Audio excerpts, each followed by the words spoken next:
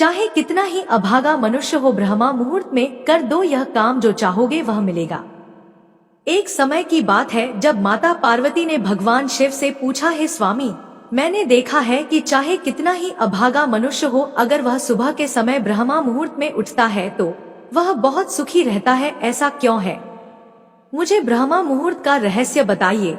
तब भगवान शिव ने कहा, हे देवी, मैं आपको इस प्रश्न का उत्तर एक छोटी सी कथा के माध्यम से बताऊंगा। कृपया आप इस कथा को ध्यानपूर्वक सुनना, और जो भी मनुष्य इस कथा को पूरा सुनेगा वह ब्रह्मा मुहूर्त का रहस्य जानकर अपना पूरा जीवन बदल सकता है। तब माता पार्वती कहती है, हे स्वामी, आप कथा को कहिए, मैं इसे ध्यानपूर्वक सुनूंगी। फिर भगवान शिव कथा को सुनाना प्रारंभ करते हैं। भगवान शिव कहते हैं, बहुत समय पहले की बात है, काशी में मृत्युंजय नाम का एक लड़का रहता था। वह लड़का बहुत ही अच्छा था, लेकिन उसकी एक गलत आदत थी, वह देर तक सोता रहता था। सुबह उसे जगाने के लिए घर वाले कई प्रयास करते थे, परंतु वह रोजाना सुबह देर तक सोता था। वह लड़का कभी भी 10 बजे से पहले नहीं उठता था। उनके परिवार वाले कितना भी कोशिश करते थे, लेकिन वह लड़का जल्दी नहीं उठता था। जब वह बालक था तब परिवार वालों ने सोचा कि जब यह बड़ा हो जाएगा तो इसकी आदत में सुधार हो जाएगा, परंतु वह लड़का जैसे जैसे बड़ा होता गया उसकी यह आदत और भी ज्यादा गहरी होती चली गई। फिर उसके पिता उसकी इस आदत से बहुत ज्यादा परेशान रहने लगा था। उस लड़के को ढेरों नकारात्मक शक्तियों ने घेर लिया था।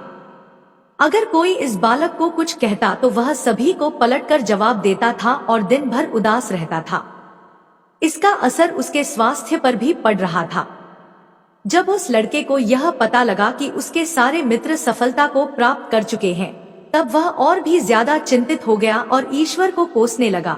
वह बार बार यही कहता था कि मेरी किस्मत ही खराब है, परंतु उसके पिता अच्छी तरह से जानते थे कि उस लड़के के असफल होने के पीछे क्या कारण है।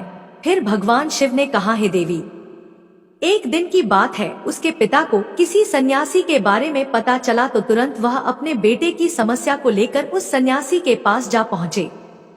उस लाचार पिता ने सन्यासी को बड़े ही विस्तार से अपने बेटे की आदतों के बारे में बताया। सारी बातों को सुनने के बाद सन्यासी ने कहा कि कल आप अपने बेटे को इस आश्रम में आने को कहना। फिर उस लड़के का पिता अपने घर की ओर चला गया। उसे पता था कि अगर वह सीधे तरीके से अपने बेटे को सन्यासी से मिलने के लिए कहे तो वह कभी तैयार नहीं होगा। तब उसके पिता ने कुछ दिमाग लगाया, जिससे अपने बेटे को अपने पास बुलाया और कहा, बेटा, तुम्हारे सारे मित्र जीवन में सफलता प्राप्त कर चुके हैं, क्या तुम सफल नहीं होना चाहते हो? फिर लड़के ने उत्तर दिया कि हाँ पिताजी, मैं भी सफल होना चाहता हूँ, परंतु जब भी मैं अपने मित्रों से उनकी सफलता का रहस्य पूछता हूँ तो वे मुझे कुछ नहीं बताते हैं। भगवान शिव ने कहा, हे देवी, फिर उसके पिता ने अपने पुत्र से कहा कि मुझे वह रहस्य पता चल गया है कि वह सभी क्यों सफल होते जा रहे हैं। तब उस लड़के ने बड़ी उत्सुकता से पूछा, क्या पता चल गया है पिताजी? कृपा करके आप मुझे उस रहस्य के बारे में बताइए। फिर उसके पिता ने कहा कि कल सुबह तुम्हें एक सन्यासी के आश्रम में जाकर उनसे मिलना है। यदि तुम वहां पर समय से पहुंच गए तो वह सन्यासी तुम्हें ऐसा मंत्र बताएंगे जिससे तुम सफल हो जाओगे, परंतु एक समस्या है। लड़के ने पूछा, क्या समस्या है? तब पिता ने कहा कि जब तक तुम सोकर उठते हो तब तक सन्यासी से मिलने का समय समाप्त हो जाता है। फिर उस लड़के ने कहा कि पिताजी, मैं कल पूरी रात जागता रहूंगा और सुबह सन्यासी से मिलकर आऊंगा।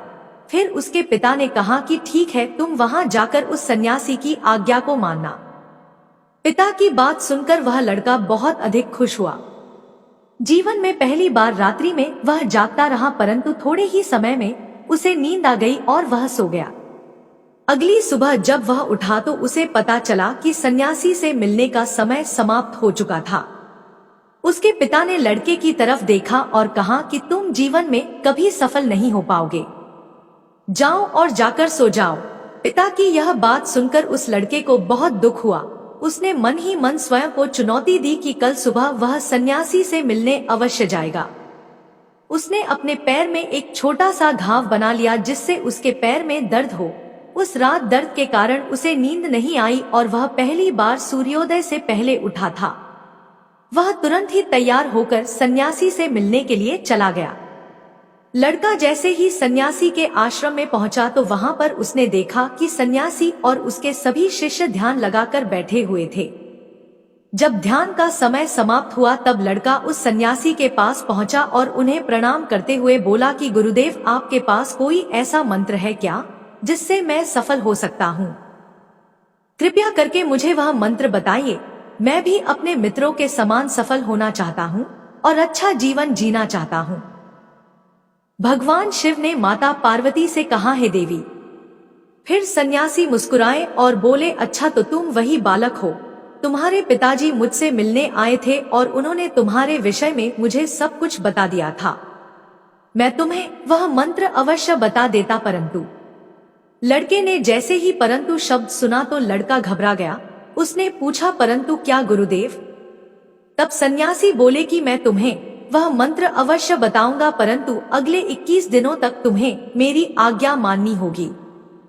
मैं तुम्हें वह मंत्र 21 दिनों के बाद ही बताऊंगा। तब तक मैं तुमसे जो भी कार्य कहूंगा तुम्हें वह करना होगा। यदि तुम असफल हुए या कार्य के बीच से तुम्हारा संकल्प टूट गया तो उस मंत्र का असर तुम पर नहीं होगा। दृढ़ निश्चय के साथ उस लड़के ने कहा कि मुझे आपकी सारी आज्ञा स्वीकार है। मैं अगले 21 दिनों के लिए आपका दास हूँ। आप जो भी कहेंगे मैं वही कार्य करूँगा। मुझे केवल और केवल उस मंत्र के बारे में जानना है और मुझे भी सफल होना है। आगे भगवान शिव ने कहा, है देवी पार्वती। सन्यासी ने उस लड़के से कहा कि ठीक है, कल से तुम्हारा कार्य शुरू होगा। और सन्यासी ने कहा, तुम इसी आश्रम में निवास करो। तब वह लड़का आश्रम में निवास करने के लिए तैयार हो गया। सन्यासी ने कहा कि यहाँ रहते हुए तुम्हें ब्रह्मा मुहूर्त में उठना होगा और दूसरे शिष्यों की तरह ध्यान और तप करना होगा। साथ ही साथ आश्रम के कामों में भी सहायता करनी होगी। ध्यान रहे, यह संकल्प टूटना नहीं चाहिए। अब वह लड़का सन्यासी की बात से सहमत हो गया और अगले दिन से उसके कार्य के दिन की शुरुआत थी। इस बार उसने दृढ़ निश्चय किया, परंतु 1 सप्ताह बीतने के पश्चात ही उसका संकल्प टूट गया और वह 8वें दिन देर तक सोता रहा। जब वह नींद से जागा तो उसने कहा कि मुझसे कितनी बड़ी भूल हो गई है। फिर वह रोते हुए सन्यासी के पास पहुंचा और कहने लगा कि हे गुरुदेव, मेरा संकल्प टूट गया, अब मैं जीवन में कभी सफल नहीं हो पाऊंगा। फिर सन्यासी ने उसे समझाते हुए कहा कि एक बार फिर से शुरुआत करो, फिर से संकल्प करो। तब फिर लड़के ने सन्यासी से पूछा कि सुबह उठना इतना आवश्यक क्यों होता है और यहाँ पर सभी लोग इतने जल्दी क्यों उठ जाते हैं। तब सन्यासी ने उस लड़के को समझाते हुए कहा कि सुबह यानी ब्रह्मा मुहूर्त में उठने के पीछे बहुत बड़ा विज्ञान छिपा हुआ है। लड़के ने कहा कि कृपया मुझे वह विज्ञान बताने की कृपा करें गुरुदेव। फिर सन्यासी ने कहा कि रात्रि को 4 पहर में बांटा गया है। पहला रुद्र काल जिसका समय शाम 600 बजे से लेकर 9 बजे तक होता है। दूसरा राक्षस काल जिसका समय रात्रि 9 बजे से 12 बजे तक होता है। तीसरा गंधर्व काल जिसका समय रात्रि 12 बजे से 3 बजे तक होता है और सबसे अंत में जो पहर आता है उसे मनोहर काल कहते हैं। इस समय को ब्रह्मा मुहूर्त या अमृत बेला के नाम से भी जाना जाता है। इसका समय भोर ब्रह्मा मुहूर्त का समय, रात्रि प्रहर के बाद और सूर्योदय से ठीक पहले का समय होता है।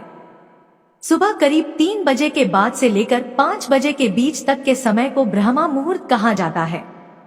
सुबह को उठते ही या फिर ब्रह्मा मुहूर्त में भूलकर भी भोजन नहीं करना चाहिए। स्वास्थ्य के लिहाज से भी ऐसा करना शुभ नहीं माना जाता है। यह वह समय होता है जब पूरे संसार की नकारात्मक शक्तियां निष्क्रिय अवस्था में होती है और सकारात्मक शक्तियां सक्रिय होती है। ब्रह्मा मुहूर्त अर्थात देव मुहूर्त, ब्रह्मा मुहूर्त का अर्थ देवताओं का समय होता है। इस समय देवता धरती पर विचरण कर रहे होते हैं और जागृत मनुष्य पर उनका बड़ा ही सकारात्मक प्रभाव पड़ता है। ब्रह्मा मुहूर्त ऐसा समय होता है जिसमें मनुष्य का मस्तिष्क बिल्कुल खाली होता है, जिसमें किसी भी प्रकार के कोई विचार नहीं होते हैं। और जब इस समय व्यक्ति अपनी पुस्तक खोलकर पाठ का अध्ययन करते हैं तो उन्हें सब कुछ जल्दी जल्दी याद भी हो जाता है और यह लंबे समय तक याद रहता है। यह ऐसा समय है जिसमें हम ज्ञान को समझने का प्रयास करते हैं। इसलिए आश्रम के सभी शिष्य और संसार में बहुत से ज्ञानी लोग ब्रह्मा मुहूर्त में ही उठ जाते हैं। प्राचीन काल में रोशनी का कोई स्रोत न होने के कारण लोग अपने दिन का समापन सूर्यास्त के साथ और आरंभ सूर्योदय के साथ करते थे। यह एक तरीका है जिससे मानव जीवन प्रकृति के साथ तालमेल बनाकर चलता है। आगे भगवान शिव ने माता पार्वती से कहा, हे देवी। उस लड़के ने कहा कि ठीक है, मैं कल से अपना संकल्प फिर से शुरू करता हूँ, परंतु ब्रह्मा मुहूर्त में उठकर मुझे क्या क्या करना चाहिए? तब सन्यासी ने कहा, ठीक है, मैं तुम्हें बताता हूँ कि ब्रह्मा मुहूर्त में क्या करना चाहिए और कैसे करना चाहिए। सबसे पहले उठकर धरती माता पर पांव रखने से पहले धरती माता को प्रणाम करना चाहिए और अपनी दोनों हथेलियों को देखना चाहिए। इसके बाद ईश्वर को धन्यवाद देना चाहिए क्योंकि उन्होंने तुम्हें आज का सूर्योदय देखने का अवसर दिया है। इसके बाद नित्य कर्म और स्नान करने से शरीर की ही नहीं बल्कि मन की शुद्धता भी बढ़ती है। स्नान करने के पश्चात ध्यान की प्रक्रिया होती है। ब्रह्मा मुहूर्त में ध्यान की अवधि 21 दिन तक होती है। इस विधि का उपयोग तब किया जाता है जब आप अपनी कोई मनोकामना की पूर्ति चाहते हैं। यह ऐसा समय होता है जब व्यक्ति अपने आज्ञा चक्र को सक्रिय करने पर काम करते हैं। फिर आगे वह सन्यासी कहता है, आज्ञा चक्र दोनों भौहों के बीच होता है। इसे संकल्प का स्थान भी कहा जाता है। अगर इस पर ध्यान केंद्रित किया जाए और अपनी मनोकामना को बार बार दोहराया जाए तो मात्र 21 दिनों के भीतर वह मनोकामना पूरी हो जाती है। और अगर आपके मन में कोई अधूरी मनोकामना है और आप उसे पूरी करना चाहते हैं, तब सबसे पहले उस मनोकामना का स्पष्टीकरण कर ले। सबसे पहले ब्रह्मा मुहूर्त में स्नान करने के बाद एक ऐसा स्थान चुने जहां पर वायु का प्रवेश हो।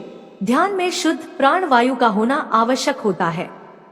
ध्यान की मुद्रा में रीढ़ की हड्डी सीधी होनी चाहिए, साथ ही गर्दन भी सीधी होनी चाहिए। साथ ही साथ सुखासन की अवस्था में दोनों हाथों को घुटनों पर रखकर आंखें बंद करके बैठ जाएं। फिर हाथों की मुट्ठी को बंद कर ले और 2 से 3 मिनट तक बिल्कुल शांत हो जाएं। जब आपका शरीर स्थिर हो जाए और श्वास भी शांत हो जाए, तब उसके बाद अपना सारा ध्यान आज्ञा चक्र पर लगाएं। इस दौरान लंबी गहरी सांस ले और सांस को रोक कर रखें। इस समय आप अपने मन से इष्ट देव और देवी देवताओं तथा गुरुजनों का चिंतन करें। आगे भगवान शिव ने कहा, हे देवी। उस सन्यासी ने कहा, जब सांस को रोकना कठिन हो जाए तब धीरे धीरे सांस को बाहर की ओर छोड़े। सांस को नाक से भरे और मुख से बाहर छोड़े। इस प्रक्रिया को 3 से 4 बार प्रतिदिन दोहराएं। ऐसा प्रतिदिन करने से आपकी जो मनोकामना है वह अवचेतन मन तक अवश्य पहुंच जाएगी और इच्छा पूर्ति जल्दी होगी। ब्रह्मा मुहूर्त के समय ईश्वर की विशेष कृपा होती है और कोई भी व्यक्ति अपनी मनोकामना को इस समय दोहराता है तो उसकी इच्छा जल्द से जल्द पूरी होती है। फिर भगवान शिव ने कहा, हे देवी। इस प्रकार सन्यासी ने उस लड़के को ब्रह्मा मुहूर्त का महत्व बताया, जिससे अगले 21 दिनों तक उस लड़के ने बड़े ही मन और लगन के साथ इस प्रक्रिया को अपनाया। अब वह बहुत ही ज्यादा अनुशासित और शांत भाव का बन चुका था। उस लड़के ने जैसे ही अपना संकल्प पूरा कर लिया, उसके बाद वह लड़का बड़े ही प्रसन्न भाव से सन्यासी के पास पहुंचा और कहने लगा, हे गुरुदेव, मैंने 21 दिनों का संकल्प पूरा कर लिया है। अब कृपया आप मुझे सफल होने का मंत्र बताइए। तब उस सन्यासी ने मुस्कुराते हुए कहा, पिछले 21 दिनों से जो अभ्यास तुम करते हुए आ रहे हो वही तुम्हारा सफलता का मंत्र है। जो व्यक्ति ब्रह्मा मुहूर्त में उठकर ध्यान प्रक्रिया को सही से करते हैं वह जीवन में कभी असफल नहीं हो सकते हैं। सन्यासी ने कहा, बेटा, अब तुम्हें ब्रह्मा मुहूर्त का रहस्य पता चल चुका है। अब तुम इसे नित्य नियम से करो, तुम्हें जीवन के लक्ष्य और सफलता दोनों प्राप्त होंगे। फिर उस लड़के ने सन्यासी को धन्यवाद दिया और ब्रह्मा मुहूर्त के नियमों का पालन जीवन पर्यंत तक करने का वादा भी किया। प्रिय श्रोताओं, अगर व्यक्ति अपने जीवन की दिशा को एक खास तरह से बदलने के लिए इच्छुक नहीं है तो उसे आधी रात को साधना नहीं करना चाहिए, क्योंकि इस दौरान की गई साधना कुछ ऐसे बदलाव लाती है जिसे आप शायद संभाल ना पाएं। जय श्री कृष्ण।